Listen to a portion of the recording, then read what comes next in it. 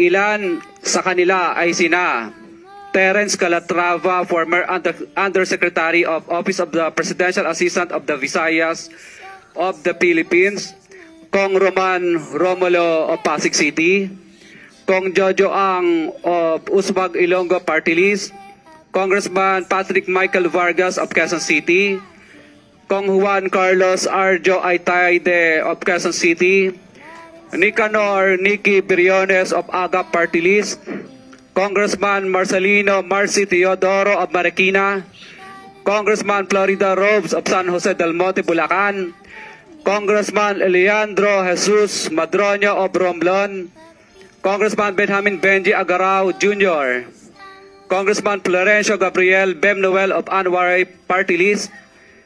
Kong Leo de Ode Tariela of Occidental Mindoro, Congressman Reynan